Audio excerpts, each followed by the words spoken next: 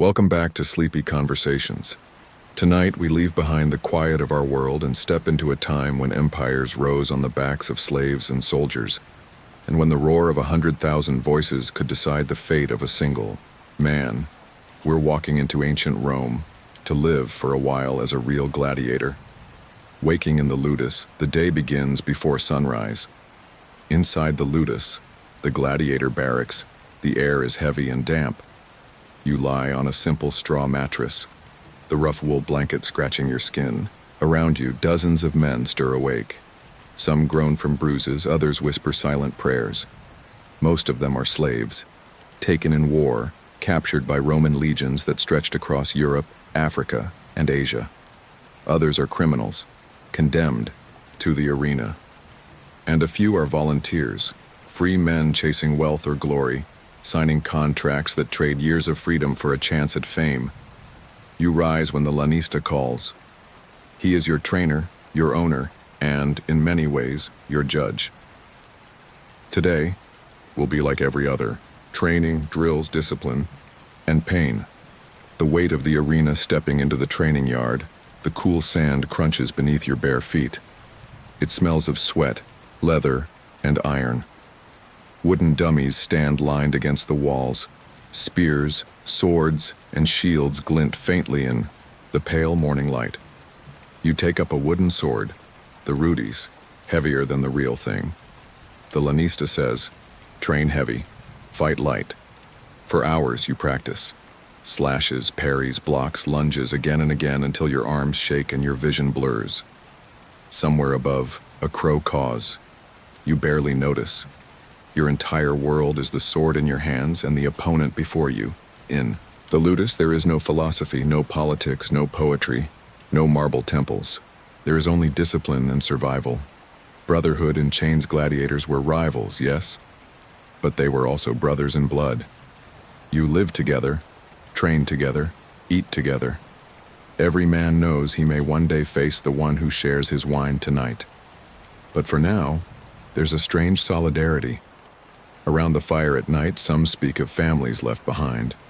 Others whisper about escape, dreams of vanishing into the countryside, becoming invisible among farmers and shepherds. Few succeed. Most stay, because outside these walls you're a runaway slave. Inside, at least, you have food, shelter, and the faint chance of glory. Preparing for the games one morning, everything changes. The horns sound through the streets of Rome. Ludi, the games. The emperor has declared a festival. Tens of thousands of spectators will gather in the Colosseum, and today, your name is on the list. You're led through narrow stone corridors, beneath the city. The air grows colder and the muffled roar of the crowd grows louder with every step. In the staging chambers, you're handed your weapon, maybe a short sword, a trident, a net, a curved scimitar. Your gear depends on your class of gladiator. Mormillo, heavy shield, short sword, bronze helmet. Retiarius, net, trident, no helmet, speed over armor. Secutor, designed to hunt the Retiarius, smooth helmet, sharp blade, Thraex. Curved sword, small shield, nimble and fast.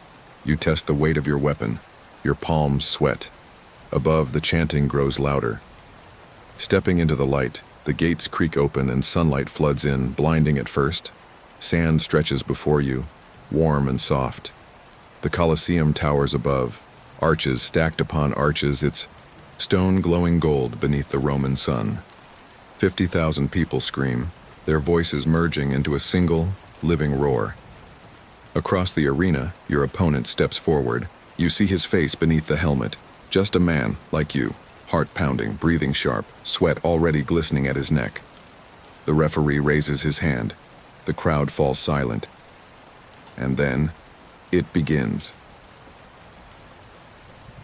Section 6. Death or mercy. Contrary to Hollywood myths, most gladiators did not die in every fight. You were valuable property, trained at great cost. But danger was constant. A missed block, a stumble, a strike angled just right, and it could all be over. When one fighter falls, the victor looks to the emperor or the editor of the games. The crowd chants, "Mite," spare him, or "Jugula," kill him. Sometimes mercy is granted, sometimes it isn't. And when the thumb turns downward, the arena falls silent, except for the final breath. Section 7. Glory and freedom. A rare few survive long enough, win enough battles, and earn the rudis, a wooden sword that means freedom. For those men, their names are carved into stone, sung in taverns, whispered in marketplaces. Rome adores its champions. But for most, life as a gladiator burns short and bright. A few years of blood and dust, then silence. Outro, slow fading tone. Being a gladiator in ancient Rome wasn't about heroism or honor or even choice. It was survival, shaped by power, spectacle, and the endless hunger of the crowd. And yet, in that sand-covered arena, beneath the golden Roman sun, ordinary men became legends, if only for a moment. Life outside the arena, after the sand settles and the crowd disperses. Life for a gladiator continues in the ludus. But everything feels heavier now. Your body carries bruises like armor, scars like silent stories etched into your skin. For some, there's pride in every mark, a visible reminder of battles survived. In the evenings, the barracks grow quiet. Men sharpen blades in silence. Some pray to forgotten gods. Others trace charms into the sand for protection. Wine is passed around, but rarely in excess. No one knows when the next fight will come, and no one wants to face death with a dull mind. The role of the gladiator in society. To Romans, gladiators were contradictions. On one hand, they were slaves, stripped of freedom, owned like cattle, discarded when broken. And yet, they were also celebrities. Crowds carved their names into walls. Women whispered their faces in poems. Merchants printed their likenesses on lamps, cups, even children's toys. In the streets, children swung sticks, pretending to fight like the heroes of the arena. Some gladiators were offered gifts by senators, invited to banquets, even chosen as lovers by wealthy patrons. It was a strange kind of fame, worship mixed with disgust, adored by the masses, despised by the elite, essential to Rome's entertainment machine. The politics of blood. The gladiator games were never just games. They were politics, a tool of control. When the city grew restless, when grain supplies ran thin, when taxes rose, when riots brewed in the streets, the emperors turned to the arena, panem et circenses, bread and circuses, feed the people, entertain them, distract them. The games became a pressure valve, soothing unrest while reinforcing Rome's power. As long as the crowd roared, Rome endured. Inside the Colosseum was more than stone. It was Rome itself, carved into an arena. 50,000 seats stacked in perfect symmetry. The lowest rows reserved for senators and nobles. The highest tiers crammed with the poor, leaning forward, straining to see the sand below. Beneath the arena, a labyrinth of tunnels pulsed with life. Slaves dragging cages, animals roaring from dark cells, engineers operating wooden lifts and hidden trapdoors. In the center on the sand, you stood small beneath the weight of it all. A single man, facing not just an opponent, but the entire Roman world. Animals in the arena, it wasn't always man against man. Sometimes it was man against beast. Lions imported from Africa, tigers from India, bears from the Alps, even crocodiles from the Nile. For the Romans, these battles symbolized something deeper. Rome's dominion over nature, its power to tame the wild. But for the gladiators, it was terror. The claws, the teeth, the sheer unpredictability of an animal's fury. Some never returned from these hunts. Others became legends, their names whispered in markets and taverns for years after. The psychology of the arena. The days before a fight are long and heavy. You feel it everywhere. In your chest, your gut, your breath. Some gladiators sharpened focus through ritual, touching charms, reciting prayers, whispering the names of ancestors. Others learned to detach entirely. In the sand, fear is dangerous. Emotion is a weakness. You move as instinct, trained responses wired into your body through endless repetition. And yet, when the gates open and the sun floods in, something primal awakens. The roar of the crowd, the pounding of your heart, the weight of your weapon. They merge into a single blinding moment of pure survival, the price of glory. Even for the champions, life as a gladiator was fragile. Some earned enough gold to buy freedom. A few became trainers, teaching the next generation of fighters. Others spent their winnings on wine, on fleeting pleasures, living as if each day was their last, because it very well might be. Gladiators lived with death so closely that every sunrise felt sharper, every heartbeat louder, every moment heavier. The yar, echo that remained centuries have passed since the last games. The Colosseum still stands, but its sands are silent now. If you close your eyes, though, you can almost hear it. The crowd's roar rolling like thunder, the clash of steel, the grunt of effort, the sharp intake of breath as a blade finds its mark. Gladiators are long gone, but their shadow lingers, etched into stone, painted on walls, remembered in stories. Men who lived short, brutal lives, but in doing so became immortal. When the roar began to fade for centuries, the arena was the heart of Rome. The sound of the crowd, the glint of steel, the smell of blood and sand. It was a rhythm that defined the empire. But nothing lasts forever. By the 4th century, Rome began to change. The empire was vast, stretched across continents, but cracks were forming. Civil wars drained the treasury. Borders crumbled beneath foreign invasions, and new faiths began to rise. Most of all, Christianity. To Christians, the arena was not entertainment, it was cruelty, a reminder of pagan excess and moral corruption. By the year 404 CE, after centuries of blood and glory, the games were officially abolished. The Colosseum fell silent, its sands untouched, its tunnels dark. The last gladiators, when the games ended, thousands of gladiators remained. Men trained for violence, but now stripped of purpose. Some became bodyguards for senators and merchants. Others sold their skills as mercenaries, traveling far beyond Rome's crumbling borders.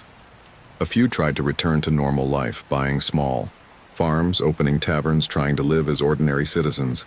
But most struggled. They had known one thing, the arena, and now it was gone. For some, freedom came too late. They faded into obscurity, their names lost to time. The cult of the gladiator. Even after the games ended, Rome's fascination with gladiators never died.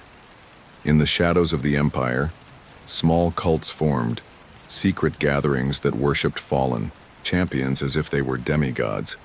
Amulets carved with images of famous fighters were worn for protection. Children played with miniature wooden swords and dreamed of battles they would never see. Even the church struggled to erase the memory. The Colosseum became a site of pilgrimage, its silent arches echoing with stories passed from one generation to the next.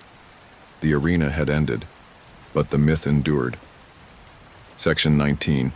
The blood economy. Gladiators weren't just warriors. They were part of a vast economy of spectacle.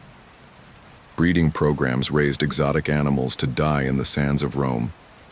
Ships carried lions, tigers, and elephants from the edges of Africa and Asia to fuel the empire's appetite for awe.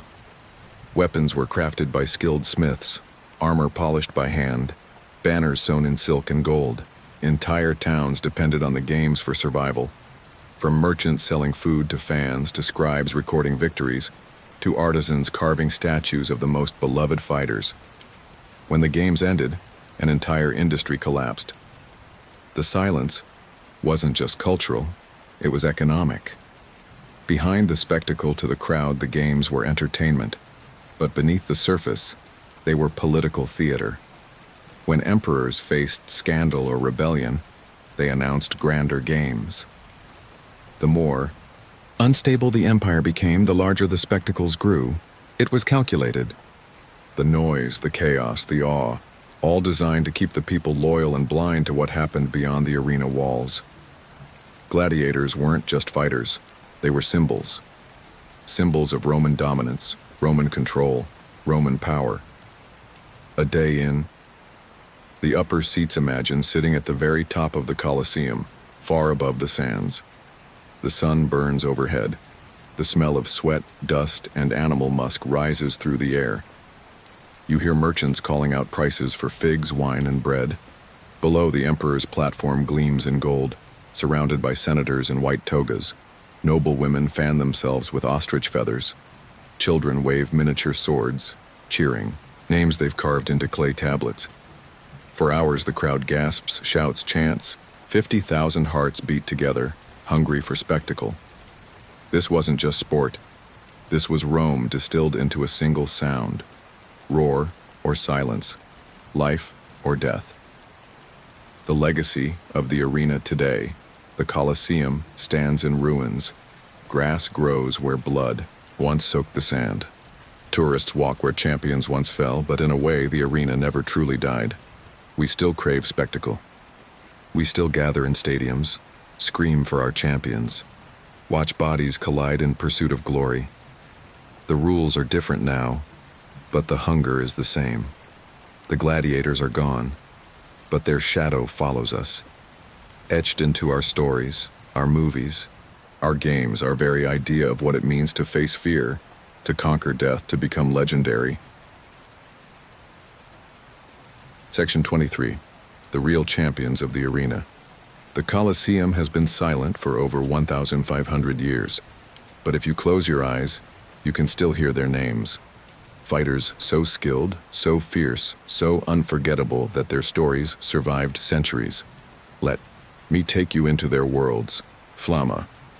The slave who refused freedom, Flamma was a Syrian soldier, captured and thrown into the arena as a slave. He was expected to die quickly. Instead, he became one of Rome's greatest champions. Over 34 recorded battles, Flamma survived again and again, defeating opponents of every style. The emperor offered him the ludus, a wooden sword that meant freedom, 4 times. 4 times. Flamma refused. Why? Some say he had nowhere else to go. Others believed he had become addicted to the roar of the crowd, the only place where a slave could become a god, even if only for a heartbeat. He died at 30, but in Rome, his name became legend. Spiculus, the emperor's favorite. Not all gladiators lived like slaves. Some, like Spiculus, rose to the very top.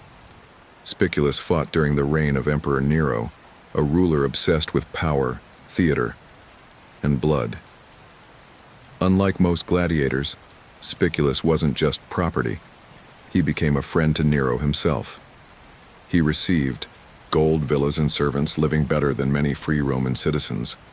When Nero's reign crumbled and the Senate declared him an enemy, the emperor, abandoned and desperate, begged for one man. "Send me Spiculus," he said, "so I may die by his hand."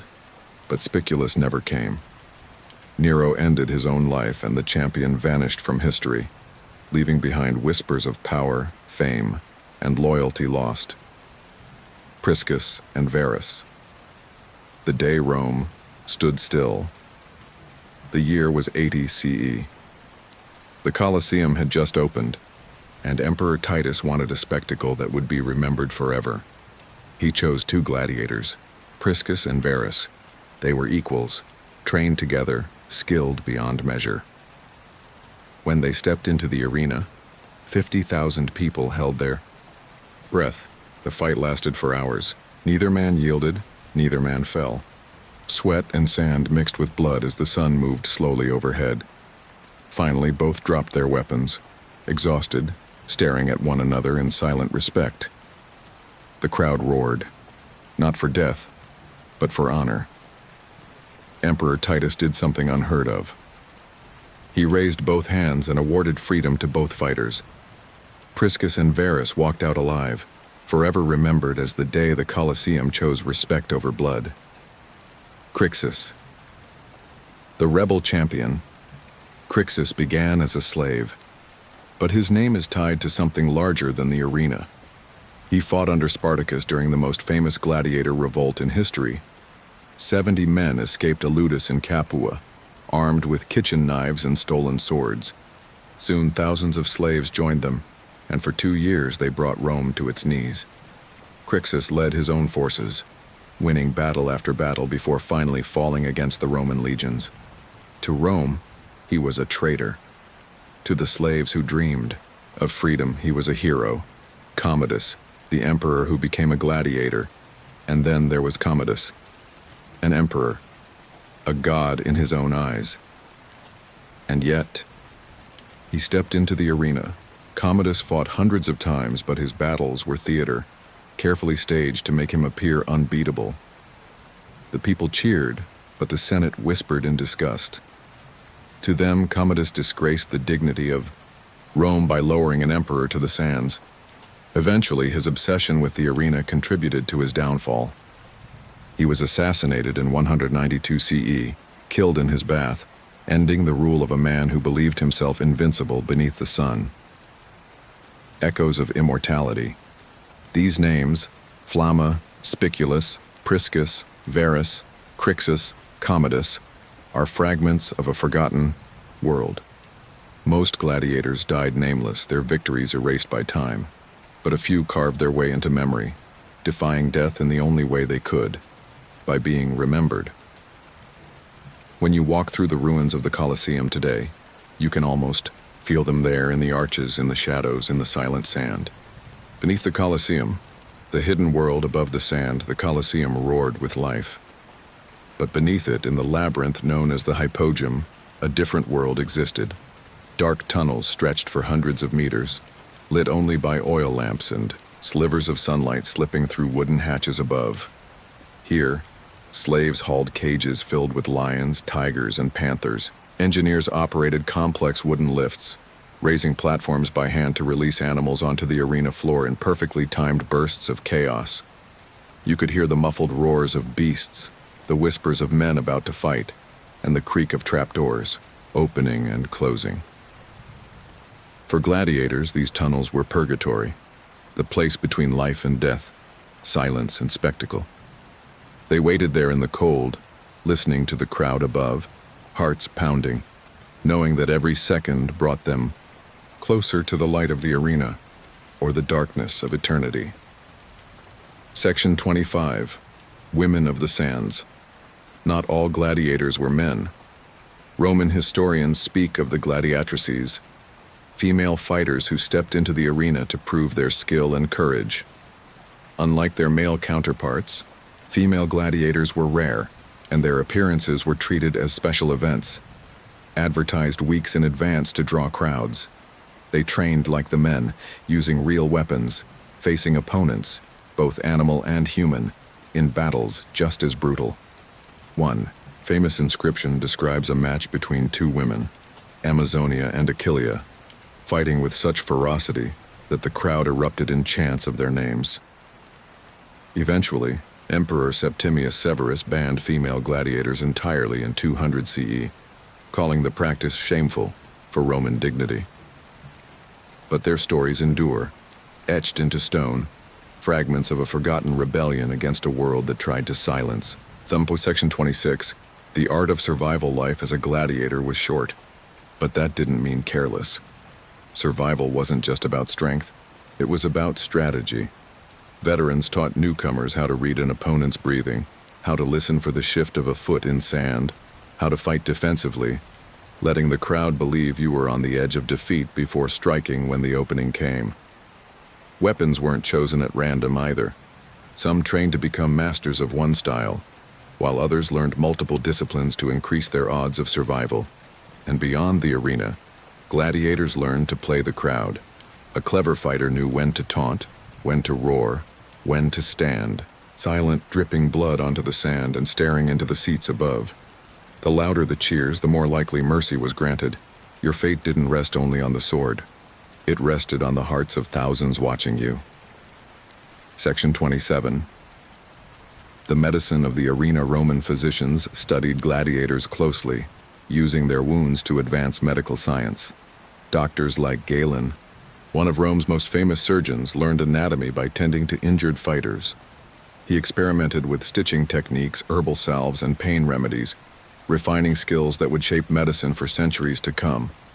Gladiators themselves developed routines, massages to keep muscles supple, diets rich in barley and beans, to build stamina and strength, and even charcoal tonics believed to absorb toxins and speed recovery.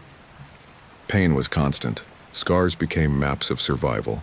etched into bodies that were both broken and rebuilt, battle after battle. Section 28. The spectacle of animals. The Colosseum wasn't just for men, it was a stage for the natural world, twisted into entertainment. Elephants thundered through gates, lions leapt from hidden traps, crocodiles slid across sand soaked in blood. These Venetians, beast hunts, were some of the most popular events, meant to show the audience that Rome controlled all living things. For gladiators chosen to face animals, the fear was different. You could predict a man's movements. But a starving tiger? An enraged bull?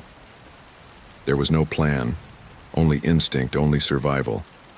Some gladiators earned fame for these hunts, their names carved into plaques and mosaics. Others became part of the sand itself. Section 29. Fashion, fame, and desire. Gladiators were more than warriors. They were celebrities. Merchants sold miniature figurines of the most famous fighters. Street vendors hawked cheap replicas of their weapons. Poets wrote verses about their skill. And for many Roman women, gladiators embodied raw, dangerous allure. Graffiti from Pompeii reveals secret messages. My heart belongs to Celidus, the Thracian gladiator, Suspirium puellarum, the heartthrob of the girls. Gladiators covered in scars were seen as living proof of courage, desired, feared, envied. It was a paradox, owned like slaves, but adored like kings. Section 30. Standing at the gate now, close your eyes for a moment. You're standing in the hypogeum deep beneath the Colosseum. The wooden gate ahead creaks. Above you hear 50,000 voices merging into one like the sound of thunder trapped in stone. Your hand tightens on the hilt of your weapon. You taste iron in your mouth, your pulse hammering against your ribs. Somewhere nearby, an animal snarls. A fellow gladiator whispers a prayer. The scent of torch smoke fills the air. The horn sounds. The gate opens. Light floods in. And for one heartbeat, you step between two worlds, life and death, silence and eternity. Rituals before the sand gladiators lived surrounded by death, and before each battle, many performed secret rituals to face it. Some traced protective symbols into the sand, praying to Nemesis, the goddess of divine justice, asking her to guide their blade and punish arrogance. Others whispered to Mithras, the mysterious god of light, whose cult spread through the gladiator schools.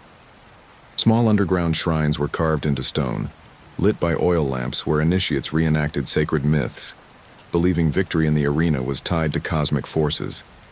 A few tied amulets around their wrists, scraps of bone, carved charms, or locks of a loved one's hair. Superstition filled the air. Every step onto the sand was a negotiation with fate. Engineering the Colosseum. The Colosseum wasn't just an arena, it was an engineering masterpiece. Completed in 80 CE, it could hold 50,000 spectators, seated according to strict social order. Senators and priests near the arena floor, wealthy merchants in the middle tiers, the poor slaves and women at the very top. Beneath the wooden arena floor, the hypogeum held elevators, trapdoors, and secret tunnels. Massive winches operated by teams of men could raise platforms carrying wild animals, instantly transforming the sand into chaos. There were even systems to flood the arena, allowing for miniature naval battles. Tiny lakes shimmering under the Roman sun, complete with ships, sailors, and staged warfare. To the crowd, it felt like magic, but to the Romans, it was proof of their dominance over nature itself. The slave revolts, not every gladiator accepted their fate.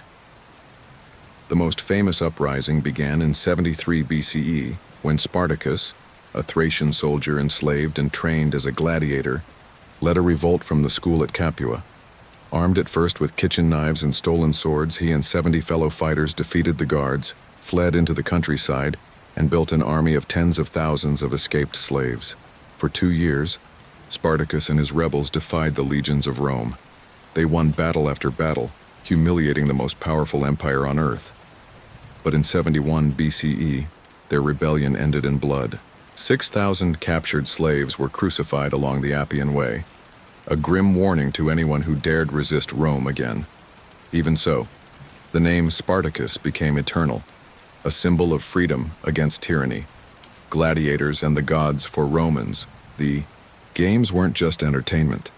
They were rituals, offerings to gods and emperors alike.